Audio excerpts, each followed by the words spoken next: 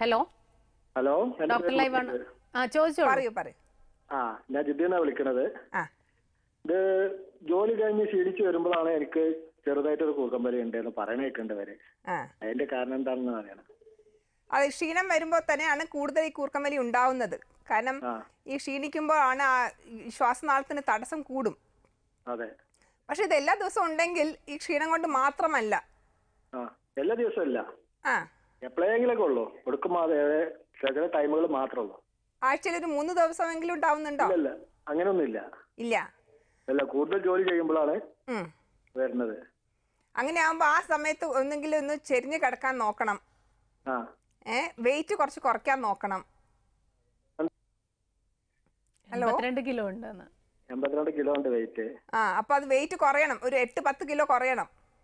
10 kilo അല്ലേ? അത് എളുപ്പമല്ല. ഇവിടെ സംബന്ധിച്ചിടത്തോളം എളുപ്പമല്ല. അതെ, അതാ ഞാൻ പറഞ്ഞത്. പിന്നെ ഉള്ളത് കാരണം ഒന്ന് ടെസ്റ്റ് ചെയ്ത് നോക്കണം, അത് എത്രത്തോളം ഡേഞ്ചറസ് ആണോ ഈ കൂർക്കമ്പലി എന്നുള്ളത് ടെസ്റ്റ് ചെയ്ത് നോക്കിയിട്ടേ അറിയുള്ളൂ. അതിന് ആരെ കാണാൻ നല്ലത്? ENT ഡോക്ടർ തന്നെയാണ് കാണേണ്ടത്. ENT ഡോക്ടറോട് സംഗതി പറയല്ലേ? അതെ അതെ, ഇങ്ങനെ കാരണം പറഞ്ഞാൽ മതി. മതി മതി. അടുത്തൊരു കോളിലേക്ക് പോവാം doctor. Hello hello, doctor live ആണ്, ഡോക്ടറോട് ചോദിച്ചോളൂ. പറയൂ. ഡോക്ടറെ, എനിക്ക് 49 വയസ്സുണ്ട്. അത്യാവശ്യമായിട്ടാണ് ഈ രാത്രി ഞാൻ കൂർക്കമ്പലിയും കാര്യങ്ങളൊക്കെ ഉണ്ടാകും. അതിന് എന്തുവാണ് ഡോക്ടർ മാർഗം? അതെന്തോ മാർഗമാണോ? എത്ര നാളായി ഇത് തുടങ്ങിയിട്ട്? ഇതിപ്പോ 1 നാൾ കൊണ്ടുണ്ട് ഡോക്ടർ, 10 വർഷത്തിന് മേളിലായി. അതെ, അപ്പൊ ശ്വാസനാളത്തിൽ എന്തെങ്കിലും തടസ്സം ഉണ്ടാവും. അതുകൊണ്ടാണ് ആ കൂർക്കമ്പലി ഉണ്ടാവുന്നത്. കൂർക്കമ്പലിയുടെ ലക്ഷണം തന്നെ ശ്വാസനാളത്തിൽ ഒരു തടസ്സം ഉണ്ട് എന്നാണ്. അപ്പൊ തീർച്ചയായിട്ടും ഒരു ചെക്കപ്പ് വേണം. അങ്ങനെയാണെങ്കിൽ എവിടെയൊക്കെയാണ് ശ്വാസനാളത്തിൽ തടസ്സം, അത് എത്രത്തോളം സീരിയസ് ആണ് എന്നുള്ളത് തീർച്ചയാക്കണം. എന്നിട്ടാണ് അതിന് പ്രതിവിധി ചെയ്യേണ്ടത്. ഓക്കെ ഡോക്ടർ, ഈ പകലുറങ്ങുന്നവരിൽ കൂർക്കമ്പലി കൂടുതലുണ്ട്, അങ്ങനെ എന്തെങ്കിലും ഇതുണ്ടോ? പകലുറങ്ങുമ്പോഴാണോ കൂർക്കമ്പലി കൂടുതലുണ്ട്? അല്ല, അത് നേരെ തിരിച്ചാണ്. കാരണം ഈ കൂർക്കം വലിക്കുന്ന ആൾക്കാർക്ക് രാത്രി ശരിക്കുള്ള ഉറക്കം കിട്ടുന്നില്ല. കാരണം ഈ ഓക്സിജൻ സപ്ലൈ, ഞാൻ പറഞ്ഞ മാതിരി ബ്ലോക്ക് കാരണം ഓക്സിജൻ സപ്ലൈ കുറയുന്നു. അപ്പോൾ ഈ ഓക്സിജൻ സപ്ലൈ കുറയുമ്പോൾ തലച്ചോറിലേക്കുള്ള ഓക്സിജൻ കുറയുന്നു. അപ്പോൾ അങ്ങനെയുള്ള ആൾക്കാർക്ക് പിറ്റേ ദിവസം ഒരു 6-7 മണിക്കൂർ അവർ ഉറങ്ങുന്നുണ്ടെങ്കിലും പിറ്റേ ദിവസം രാവിലെ എണീറ്റ് കഴിഞ്ഞാൽ ആ ഒരു ഉന്മേഷക്കുറവുണ്ടാവും, പകലുറക്കം ഉണ്ടാവും. അപ്പോൾ ഈ പലരും ഈ വരുന്ന പേഷ്യൻസ് മുഴുവനും അതാണ് പറയുന്നത്. കാരണം അവർ പറയും, എനിക്ക് ശരിക്കും ഉറക്കം കിട്ടിയിട്ടുണ്ടെങ്കിലും രാവിലെ എണീക്കുമ്പോൾ ഒരു ടയേർഡ് ഫീലിംഗ് ആണ്, എന്തെങ്കിലും ചെയ്തുകൊണ്ടിരിക്കുമ്പോഴത്തേക്കും പെട്ടെന്ന് ഉറക്കം വരും. ഒന്നെങ്കിൽ ആ ഒരു ഞങ്ങൾക്കൊരു സ്കോറിങ് ഒരു മെത്തേഡ് ഉണ്ട്, അതിൽ വെച്ച് നോക്കുമ്പോൾ തന്നെ വെറുതെ ഇരുന്ന് പേപ്പർ വായിക്കുകയാണെങ്കിൽ ഉറക്കം തൂങ്ങും, TV കാണുവാണെങ്കിൽ ഉറക്കം വരും. അതിനെക്കാട്ടിലും ഡേഞ്ചറസ് ഡ്രൈവ് ചെയ്യുമ്പോൾ ഉറക്കം വരും. അപ്പോൾ അതാണ് ഏറ്റവും വലിയ ഡേഞ്ചർ. കാരണം ഈ ഡ്രൈവ് ചെയ്യുമ്പോൾ ഉറക്കം വരുന്ന പലരും ഉണ്ട്. അപ്പോൾ അങ്ങനെ വരുമ്പോഴാണ് ഈ ട്രാഫിക് ആക്സിഡൻസിനൊരു കാരണം കൂടിയാണ് ഈ കൂർക്കമ്പലി. അപ്പോൾ അതുകൊണ്ട് ഞങ്ങൾ assess ചെയ്യും എത്രത്തോളം സീരിയസ് ആണ് ഈ പ്രോബ്ലം. കാരണം ഈ ഓക്സിജൻ സപ്ലൈ കുറഞ്ഞ് ഈ കൂർക്കമ്പലി കാരണം ഇത് കാരണം തന്നെയാണ് ഈ പ്രശ്നങ്ങൾ ഉണ്ടാകുന്നത് അല്ലേ? അടുത്തൊരു കോളിലേക്ക് പോകാം ഡോക്ടർ. ഹലോ, ഞാൻ സൗദി അറേബ്യയിലുള്ളതാണ്. സൗദി അറേബ്യയിൽ സംസാരിക്കുന്നത്. ചോദിച്ചോളൂ. ഞാൻ ആലുവ കുന്നുകരയിലുള്ളതാണ്. ഞാൻ കൂർക്കമ്പലി തുടങ്ങിയിട്ട് വർഷങ്ങൾ 4-5 എൻ്റെ കൂടെ താമസിക്കുന്നവരെല്ലാവരും റൂം വിട്ട് പോയി. ഞാൻ റിയാദ് ഹോസ്പിറ്റലിൽ ഡോക്ടറെ കാണാൻ പോയി. പേടിച്ചിട്ടാണോ റൂം വിട്ടു പോയത്? പോയി റൂം വെച്ച് വേറെ റൂം ഒറ്റയ്ക്ക് റൂമിൽ താമസിച്ചിട്ടാണ്. റിയാദിൽ ഡോക്ടറെ പോയി കണ്ടപ്പോൾ പറഞ്ഞു അതിനും പ്രത്യേകിച്ച് മരുന്നൊന്നും ഇല്ല എന്നാ പറഞ്ഞത്. ഈ പറഞ്ഞ മാതിരി ചില ദിവസങ്ങളിൽ ഈ കുരക്കിൽ വെള്ളം തട്ടിയിട്ട് ഞാൻ പെട്ടെന്ന് ഞെട്ടിയാണിരിക്കും. തീർച്ചയായിട്ടും അതിന് ചികിത്സയുണ്ട്. നാട്ടിൽ വന്ന് കണ്ടിട്ടുണ്ടോ ആരെങ്കിലും? നാട്ടിൽ വന്നിട്ട് ഞാൻ ഇങ്ങനെ പ്രശ്നം പറഞ്ഞിട്ട് സാധാ ഡോക്ടറെ കണ്ടിട്ടുള്ളൂ. അതെയാ? ഒരു ENT ഡോക്ടറെ തന്നെ കാണണം. അത് തീർച്ചയായിട്ടും ഇതിന് ചികിത്സയുണ്ട്.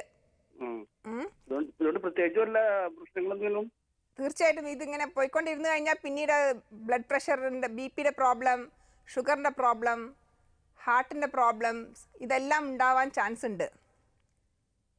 മറ്റൊരു കോളിലേക്ക് പോകാം ഡോക്ടർ. ഹലോ, നമസ്കാരം ഡോക്ടർ. നമസ്കാരം, ചോദിച്ചോളൂ. ഞാൻ കാസർഗോഡ് നിന്നാണ്. ഡോക്ടർ, ഞാൻ മലർന്ന് കിടന്നിട്ടാകുമ്പോ കൂർക്കം വലിക്കുന്നു, ചെരിഞ്ഞ് കിടന്നിട്ടാകുമ്പോ ഒരു സൈഡ് കിടന്നിട്ടാകുമ്പോ പ്രശ്നമില്ല, പക്ഷെ അടുത്ത ഭാഗം കിടന്നിട്ടാകുമ്പോ വീണ്ടും കൂർക്കം വലിക്കുന്നതാണ് പറയുന്നത്. അതും ഭയങ്കര ശബ്ദത്തില്. മൂക്കിനൊരു ബെൻഡ് ഉണ്ട് ചെറിയ, അതുകൊണ്ടാണോ അല്ല പിന്നെ ആരോഗ്യ പ്രശ്നം വല്ല വേറെ ഉണ്ടായത് കൊണ്ടാണോ? അല്ല, മൂക്കിന്റെ ബെൻഡ് കൊണ്ട് മാത്രമായിരിക്കില്ല, ബാക്കി താഴേക്കും എവിടെയെങ്കിലും ഒക്കെ ബ്ലോക്ക് ഉണ്ടാവും. അല്ല, ഒരാഴ്ച മുമ്പ് ഇപ്പൊ പ്രഷറും ഷുഗറൊക്കെ ചെക്ക് ചെയ്തിരുന്നു, അതൊന്നും ഇല്ലാന്നാണ് പറഞ്ഞത്. അല്ലെ, ഷുഗറും പ്രഷറും കൊണ്ടല്ല കൂർക്കം വലി ഉണ്ടാവുന്നത്. ഈ ഒന്നെങ്കിൽ അണ്ണാക്കിന്റെ ലെവലിലോ അല്ലെങ്കിൽ നാക്കിന്റെ ലെവലിലോ എവിടെയെങ്കിലും ബ്ലോക്കും കൂടി ഉണ്ടാവാം. അത് ഈ കഫത്തിന്റെ അസുഖം ഇടക്കിടക്ക് ഉണ്ടാവാറുണ്ട്. അലർജിയുടെ പ്രോബ്ലം ഉണ്ടോ? തുമ്മലൊക്കെ ഉണ്ടാവാറുണ്ടോ? തുമ്മൽ ഉണ്ടാവാറില്ല, കഫം അധികം ഉണ്ടാവാറുണ്ട്, നെറ്റിക്കും ഇവിടെ ആയിട്ട് ഭയങ്കരമായിട്ട്. അതിനും ചികിത്സ വേണ്ടി വരും. പക്ഷെ അതുകൊണ്ട് മാത്രമല്ല. ഡോക്ടർ, ഈ സർജറി ആവശ്യമായി വരുന്നത് എപ്പോഴാണ്? ഈ ഞാൻ പറഞ്ഞ മാതിരി 2 ടെക്നിക്ക് ഉണ്ട്. ഒന്നെങ്കിൽ നമുക്ക് ഈ മാസ്ക് വെക്കാം, അല്ലെങ്കിൽ പിന്നെ സർജറി ചെയ്യാം. അപ്പോൾ ഈ മാസ്ക് വെച്ച് കഴിഞ്ഞാൽ എന്താ വെച്ചാൽ എല്ലാ ദിവസവും ആ മാസ്ക് വെക്കണം. ഒരു ദിവസം വെച്ചില്ലെങ്കിൽ പിന്നെ അന്നത്തെ ദിവസം എന്തായാലും കൂർക്കം വലി ഉണ്ടാവും. മാസ്ക് വെച്ചാൽ കൂർക്കം വലി ഉണ്ടാവില്ല. കാരണം അതിൽ മാസ്ക് വെക്കുമ്പോൾ അതിൽ ശക്തിയോടെ ഈ കാറ്റ് പുറത്ത് ഈ വായു അത് നമ്മുടെ ഈ ശ്വാസനാളത്തിൽ കൂടെ അത് പുഷ് ചെയ്യാണ്. ആ മാസ്കിൽ കൂടെ അതൊരു മെഷീനിലേക്ക് കണക്ട് ചെയ്യാണ്. അപ്പോൾ ആ ഒരു ഫോഴ്സിൽ പോകുമ്പോഴത്തേക്കും നമ്മുടെ ആ ശ്വാസനാളം ബ്ലോക്ക് ഇല്ലാണ്ട് തുറന്നു കിടക്കും. അപ്പോൾ ഒരു ദിവസം അത് വെച്ചില്ലെങ്കിൽ ആ ദിവസം ആ ശ്വാസനാളം ബ്ലോക്ക്ഡ് ആകും. പിന്നീടുള്ളത് ഒരു സർജറിയാണ്. ഡോക്ടറിലായി തുടരുന്നു. ഡോക്ടർ, സർജറിയെ കുറിച്ച് കൂടുതൽ പറയാമോ? ഈ സർജറി നമ്മളിപ്പോൾ പുതിയതായിട്ട് തുടങ്ങിയിരിക്കുകയാണ്. ഞാൻ പറഞ്ഞ മാതിരി ഈ ശ്വാസനാളത്തിലെ ബ്ലോക്ക് കാരണമല്ലേ ഈ കൂർക്കം വലി ഉണ്ടാവുന്നത്.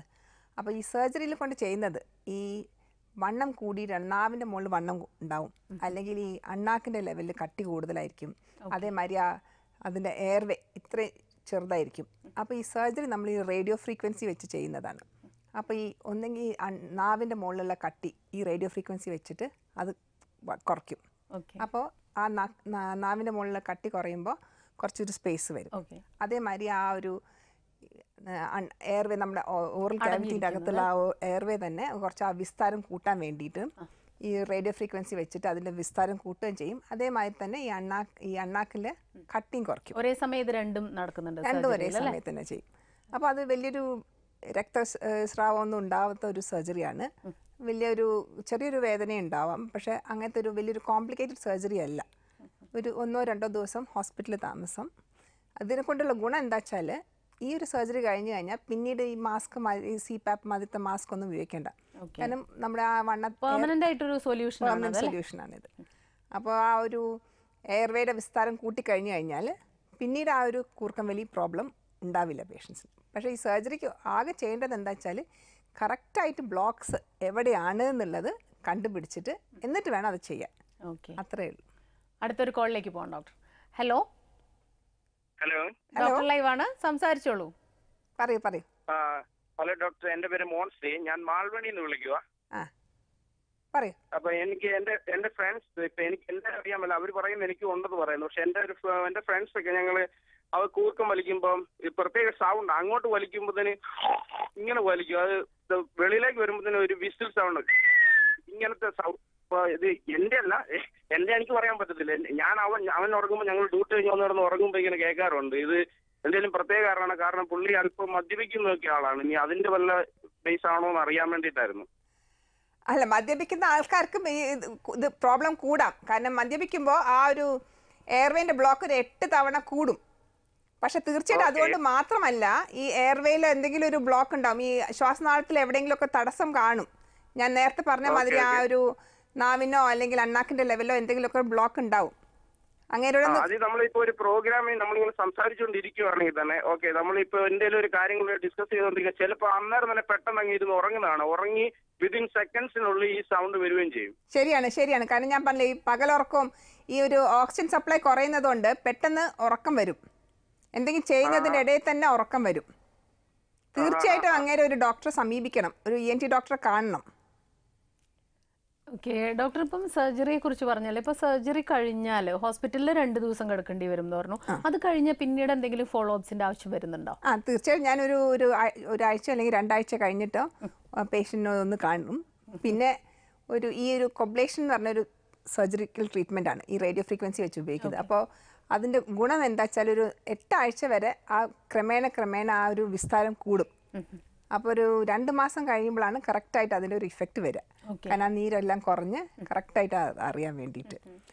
അപ്പോൾ ഈ ഏത് ഏജ് ഗ്രൂപ്പിലുള്ളവർക്കാണ് ഈ സർജറി ആവശ്യമായിട്ട് വരാറ് സാധാരണയായിട്ട്? അങ്ങനെയുണ്ടോ? ഏതെങ്കിലും ഒരു പ്രത്യേക വിഭാഗക്കാരിലാണോ? ഇല്ല, അങ്ങനെയില്ല. കാരണം ചെറിയ കുട്ടികൾക്കും കൂർക്കം വലി ഉണ്ടാവാം, മുതിർന്നവർക്കും കൂർക്കം വലി ഉണ്ടാവാം. പക്ഷേ ചെറിയ കുട്ടികൾക്ക് സാധാരണ ഈ കൂർക്കം വലി ഉണ്ടാകുമ്പോൾ അത് ഒരു ടോൺസിൽസോ അല്ലെങ്കിൽ മൂക്കിൻ്റെ ബാക്കിലുള്ള ഗ്രന്ഥിൻ്റെ ഈ എഡനോയിഡ്സ് അല്ലെങ്കിൽ ചിലപ്പോൾ ഈ അലർജിയുടെ പ്രോബ്ലം ഇതുകൊണ്ട് മാത്രമായിരിക്കും. അത് ടെമ്പററി ആയിരിക്കും അല്ലേ? അത് ടെമ്പററി ആണ്. അല്ലെങ്കിൽ അത്രയും പ്രോബ്ലം ഉണ്ടെങ്കിൽ അതിന് നമ്മൾ ഈ ടോൺസിൽ അല്ലെങ്കിൽ എഡനോയിഡ്സ് എടുക്കേണ്ടി വരും. പക്ഷേ മുതിർന്നവർക്കാണ് ഞാൻ പറഞ്ഞ മാതിരി ഈ 40 വയസ്സ് കഴിയുമ്പോഴാണ് കൂടുതലും പ്രോബ്ലംസ് കാണുന്നത്. അപ്പോൾ അവർക്കാണ് ഈ നാവിൻ്റെയും അല്ലെങ്കിൽ ഈ അണ്ണാക്കിൻ്റെ ലെവലിലുള്ള പ്രോബ്ലംസും അത് കാരണമുള്ള ട്രീറ്റ്മെൻറ്റും എടുക്കേണ്ടി വരുന്നത്. അപ്പോൾ ചെറിയ കുട്ടികൾക്ക് പെട്ടെന്ന് ട്രീറ്റ്മെൻറ്റ് എടുക്കാം. പക്ഷേ മുതിർന്നവർക്കാണ് ഈ ഒരു പ്രോബ്ലംസ് ഒക്കെ ഉണ്ടാവുന്നതും അതിനെന്തായാലും എന്തെങ്കിലും സർജറി വേണ്ടി വരുന്നത്. ഡോക്ടർ, നമ്മുടെ ഇന്നത്തെ ഡോക്ടർ ലൈൻ്റെ സമയം ഇവിടെ അവസാനിച്ചിരിക്കുകയാണ്. കൂർക്കം വലിയെ കുറച്ചുകൂടെയൊക്കെ ഗൗരവത്തോടുകൂടി കാണണമെന്ന് ഇപ്പോൾ മനസ്സിലായി അല്ലേ? വളരെയധികം നന്ദിയുണ്ട് ഡോക്ടർ. ഇന്നത്തെ ഡോക്ടർ ലൈവ് ഇവിടെ അവസാനിക്കുന്നു. നാളെ വീണ്ടും 2:30 കാണാം. നമസ്കാരം.